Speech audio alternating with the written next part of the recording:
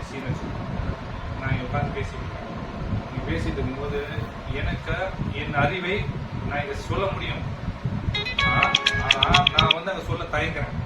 அந்த புள்ளி தான் பட்டியல். உங்களுக்கு தெரியாத விஷயம் இல்லை உங்களை விட சிறந்த விஷயம் ஒரு கருத்து பற்றி பேசிட்டு இருக்கோம், ஒரு விஷயத்தை பற்றி பேசிட்டு இருக்கோம்.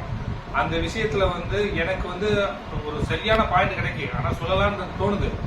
ஆனால் நான் சொல்லணும்னா எஸ்ன்ற முறையில் நீங்கள் என்ன கிரிட்டிசைஸ் பண்ணணும்னு நான் தயங்கி அதை சொல்லாமல் அந்த இடத்துல வந்து நகரம் பாருங்க. அப்போ எனக்கு ஒரு வழி இருக்கு பாருங்க. நான் அறிவாளி, எனக்கு தெரியுது அந்த விஷயத்தை நான் அந்த இடத்துல பங்கு பெற முடியல. காரணம் நான் ஒரு எஸ்சி அப்படின்ற ஒரு புள்ளி இருக்குல்ல, அந்த புள்ளிக்காக மட்டுமே பட்டியல் வைக்கிறேன். பட்டியல் வைக்கிறதுனால அந்த லாப நஷ்டத்துக்கான கட்டாய நஷ்டம் இருக்கு. ஆனால் அதை உணர்ந்து புரிஞ்சுக்கிட்டு பட்டியல் வைக்க கேட்கணும். நம்ம சும்மா கண்ணை மூடிட்டு சமுதாயத்தை கொண்டாந்து பட்டியல் எடுத்து கொண்டாந்து உள்ள விடணும். பட்டியல் எடுத்து விடணும்னா வந்து அவனுக்கு சொல்லிக் கொடுக்கணும். இதுல லாபம் இருக்கு, இதுல நஷ்டம் இருக்கு, இதுக்கு ஏன் வேணும் அப்படின்னா உளவியலா உனக்கு ஒரு பிரச்சனை இருக்குல்ல.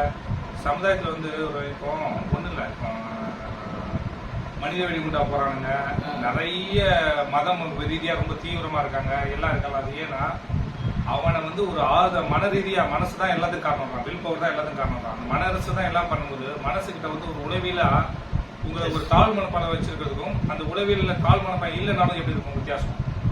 மிகப்பெரிய வித்தியாசம். அதுக்கு நானே ஒரு உதாரணம், அந்த மிகப்பெரிய வித்தியாசம் சார். வந்து அது எப்படின்னா நீங்க வந்து இப்போ ஒரு இடத்துல போய் வேலை பார்க்குறீங்கன்னு வச்சுக்கோங்களேன். நீங்க வேலை பார்க்கறவங்களுக்கும் வேலை சொல்றதுக்கும் வித்தியாசம் இருக்கு. ஏன்னா நீங்க டிசிஷன் எடுக்க முடியாது, ஆனால் தயங்கி தான் வேலை பார்க்க முடியும்.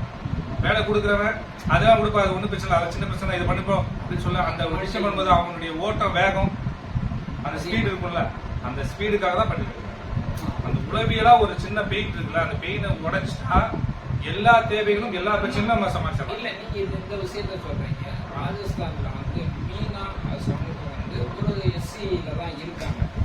அவங்கெல்லாம் இந்த விஷயத்தெல்லாம் அவங்க அப்படி உணர்றாங்களா? தைரியமா எல்லாத்துலயுமே மீனான்னு சொல்லி போட்டு ஓப்பனா உணர்றாங்களா? உணர்லையாலாம் இல்ல. மனிதம் இல்லாத உலகமாயிடுச்சு, சுயநல உலகமாயிடுச்சு. எல்லாருமே ஜாலியா தான் இருக்காங்க. அப்படி இருக்கும்போது நம்ம வந்து அதை விட்டு வெளியில வரதான் முக்கியம். அது ஒரே ஒரு கடைசி ஒரே சொல்லுவாங்க, ஏன் அம்பேத்கர் மதம் மாற சொன்னாங்க? ஏன்னா அந்த மதத்துக்குள் இருந்து அந்த இடத்துல இருந்தா நமக்கு எந்த மாற்றம் ஏற்படாது, நம்ம சமூகத்திலையும் சிந்திக்க மாட்டாங்க, மற்ற சமூகமும் நம்ம மாற்றத்தை கொடுக்க மாட்டாங்க. அப்ப ஒரு வேற இடத்துக்கு நகர்ந்தாலாவது அந்த அட்மாஸ்பியர் அந்த சூழ்நிலை மாறுமான்னு தான் ட்ரை பண்ணாங்க. அதேதான் நம்ம இப்ப பண்றோம்.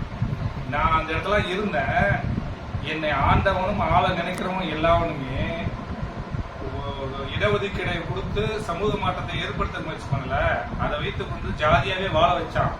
அந்த ஜாதியாவே வாழ வைத்திருந்த வெளிப்பாடுனால என்னால் அங்க இருக்க முடியாதுன்ற ஒரே காரணத்தால தான் வேறு ஒரு இடத்துக்கு செல்லலாம் நினைக்கிறோம். அதுதான். அதனால நான் என்ன சொல்றேன்னா, எனக்கு வந்து ஒரு விஷயத்துல வந்து நீ ஒரு இடத்த கொடுக்குற, ஒன்று கொடுத்துட்டு அதை அசிங்கப்படுத்திட்டே இருக்க. சரி, அதை மாற்றுவீங்க பார்த்துட்டே இருக்கோம், மாற்றமே வரல, எனக்கு எதுவுமே கிடைக்கல, நான் ஏன் அங்கே உட்காந்துட்டு அதான் படிக்கிறேன். அப்பனா நான் சொல்றேன், இழப்பீடு இருக்கா? இழப்பு இருக்கு. அந்த எல்லா விதமான இழப்புக்கும் மேல ஒண்ணு இருக்குல்ல, என்னுடைய சுயமரியாதை இருந்தாலும் எனக்கு வந்து ஒரு உளவியல் பிரச்சனை இருக்குல்ல, ஒரு தயக்கம், ஒரு அசிங்கம், ஒரு உளவியலா, அந்த உளவியலை நான் உடைச்சிட்டேன்னா ஃப்ரீ ஆயிட்டா நான் ஓடுவேன் வேகமா. இன்னைக்கு என்னால ஓட முடியல. நான் ஓடும் போது நீங்க எனக்கு நான் இழப்பீடு இருக்குதான் செய்யும், ஆனா நான் வேகமா ஓடுவேன்ல, அப்போ அந்த இழப்பீடுகள் எல்லாமே சரியாயிடும்.